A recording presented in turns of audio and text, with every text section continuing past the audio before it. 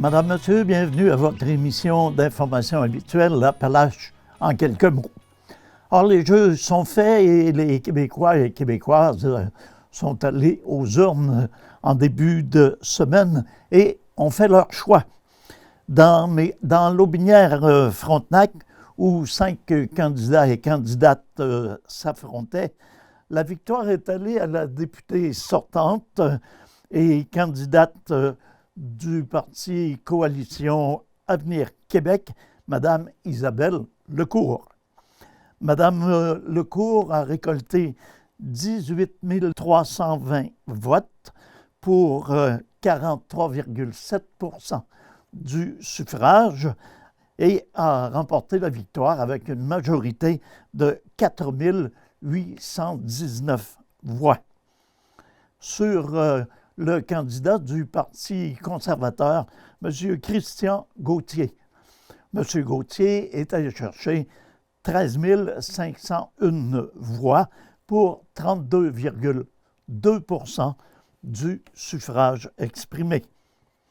Mme Christine Gilbert de Québec solidaire a terminé la course avec 3 925 voix pour 9,37 % du vote exprimé. Mme Louise Marchand du Parti québécois a récolté 3 683 votes pour 8,79 % des voix. Et finalement, pour fermer la course, le libéral Normand Côté a récolté 2 480 voix pour 5,92 % des votes. Le taux de participation dans l'Aubinière-Frontenac a été relativement bon, avec 73,85 %, presque 74 %, alors que sur les 57 531 inscrits, 42 484 voteurs se sont prévalus de leurs droits. Il aura fallu attendre jusqu'à 9h50, en milieu de soirée, avant que Mme Lecourt soit confirmée élue. Jusque-là, le candidat du Parti conservateur du Québec lui soufflait littéralement dans le dos. Au niveau provincial, le taux de participation a atteint 67,7 %, ce qui est un peu plus faible qu'en 2018. À l'issue du vote, le Parti Coalition Avenir Québec récoltait 90 députés, le Parti libéral du Québec 21, Québec solidaire 11, le Parti québécois 3 et le Parti conservateur du Québec aucun. Ces chiffres en date du mardi 4 octobre. 4 des 5 chefs de parti ont été réélus dans leur circonscription. François Legault de la CAQ dans l'Assomption, Dominique Anglade du Parti libéral du Québec dans Saint-Henri-Sainte-Anne, Gabriel Nadeau-Dubois de Québec solidaire dans Gouin, de même que Mme Manon Massé, et Paul Saint-Pierre Plamondon du Parti québécois dans Bourget-Camille-Lorrain. Seul Éric Duhem du Parti conservateur du Québec a été défait dans Chauveau chez les chefs de parti au niveau provincial. Alors voilà, c'est ce qui fait un tour d'horizon des résultats de l'élection. La semaine prochaine, nous aurons probablement comme invité Mme Isabelle Lecourt, qui a été reportée pour un 2e mandat. La MRC des Appalaches s'est dite particulièrement fière d'annoncer que la construction du centre de transformation agroalimentaire des Appalaches ait débuté.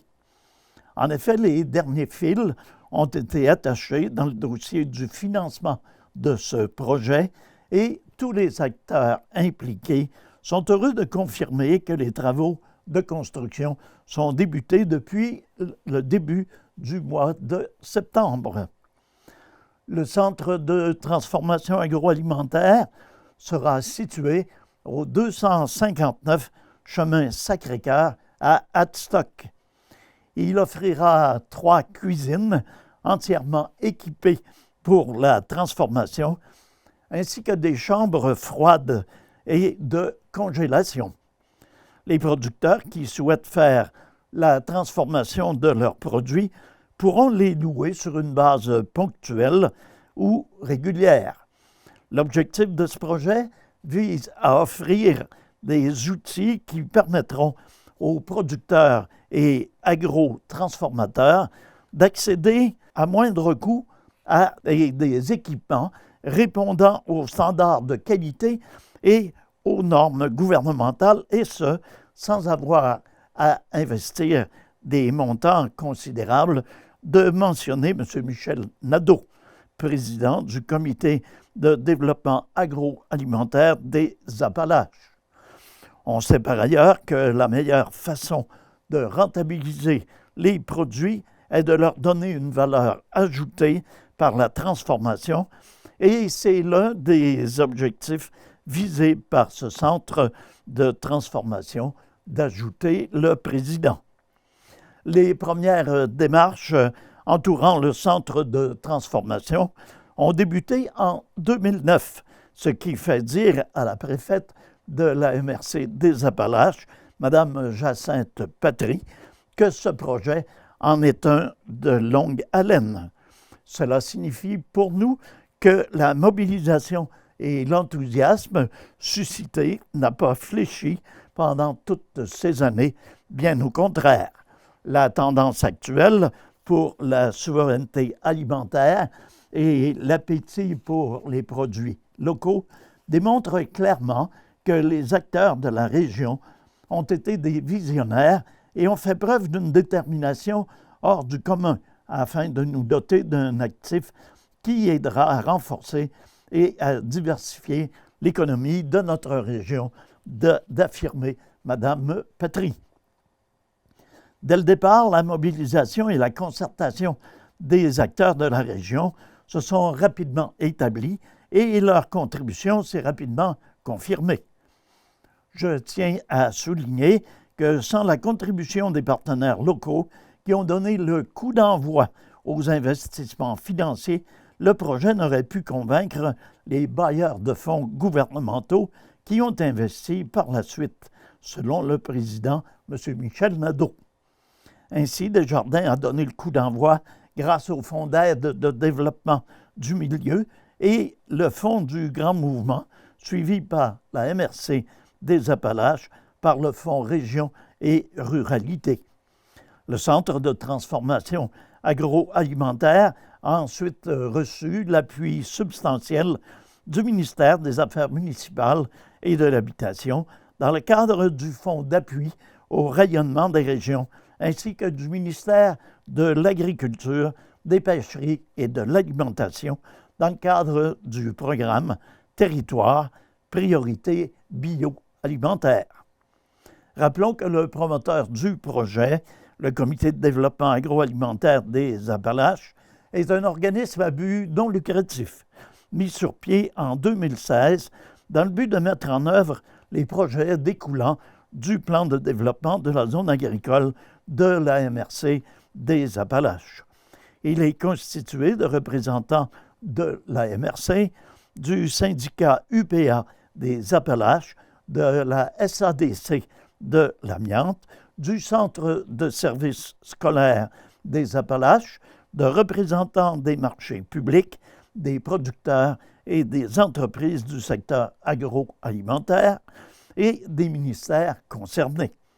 Selon le président, M. Nadeau, par cette large représentation des acteurs locaux, régionaux et gouvernementaux, le CDAA représente un outil particulièrement efficace pour susciter la concertation et la mobilisation, mais aussi pour regrouper au cours de la même table un réseau d'experts essentiels au succès des projets menés. Un poste de direction a été affiché dans le but de recruter une personne qui sera responsable de la gestion et de l'administration du centre et d'accompagner et de conseiller les utilisateurs dans leurs projets de transformation.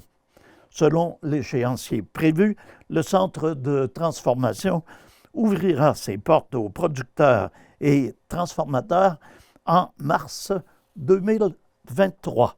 Le Cégep de Thetford invite la population à la toute première soirée dégustation vin et Vegas, organisée par les entraîneurs de l'équipe de hockey Division 1 afin d'amasser des fonds pour participer à un camp de hockey en Europe. Lors de cette soirée, vous aurez la chance d'assister à un bref cours de sommellerie donné par Marie-Michel Grenier, où vous mettrez vos connaissances à l'épreuve. Pour chacune des dégustations à l'aveugle des vins sélectionnés, vous miserez, comme au poker ou au casino, sur ce que vous croyez être les bonnes réponses aux questions de la sommelière. La pastille de goût, le cépage, l'origine, le millésime et autres indices. La personne qui amassera le plus de jetons gagnera.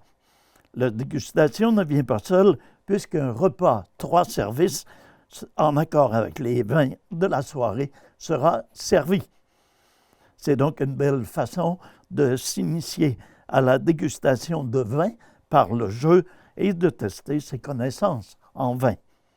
L'événement aura lieu le 22 octobre prochain à la salle Promutuelle Assurance du Cégep de Thetford. Les personnes qui souhaitent se procurer des billets au coût de 90 $ sont invitées à communiquer avec le service d'affaires étudiantes au 88 338 85 91, poste 341. Des billets sont également disponibles au centre Renaud-Fournier de Black Lake lors des parties locales de l'équipe de hockey des Filons Division 1.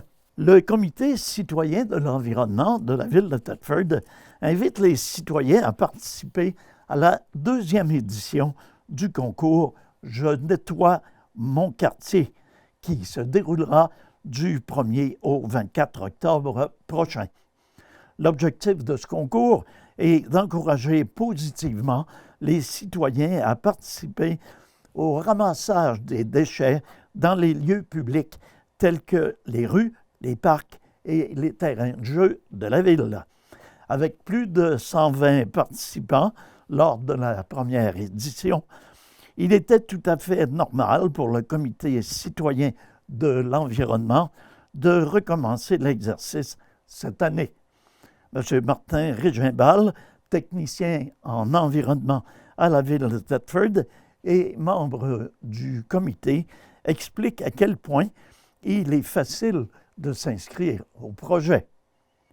Afin de participer au concours, il suffit de prendre une vidéo ou une photo de votre groupe durant une activité de ramassage de déchets, que ce soit dans les rues avoisinantes du quartier, bordure de parc ou fossé, et de faire parvenir cette photo ou ce vidéo via le formulaire à remplir sur le site web de la ville au plus tard le 24 octobre 2022 à minuit.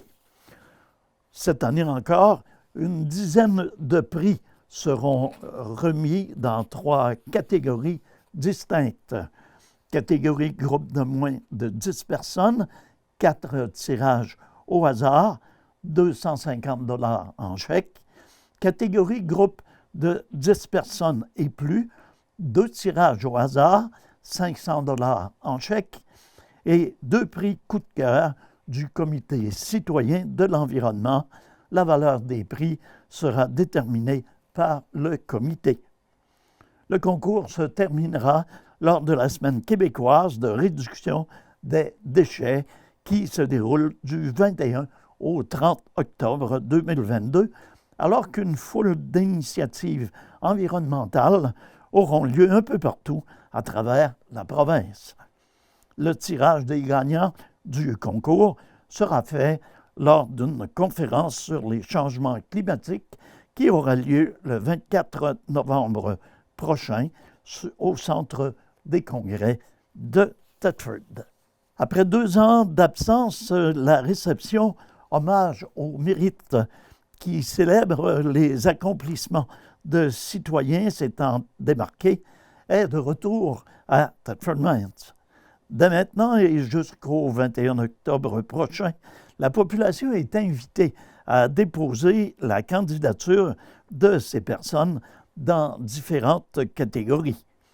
Les récipiendaires seront honorés lors d'une cérémonie qui aura lieu le 17 novembre prochain au Centre des congrès de Thetford.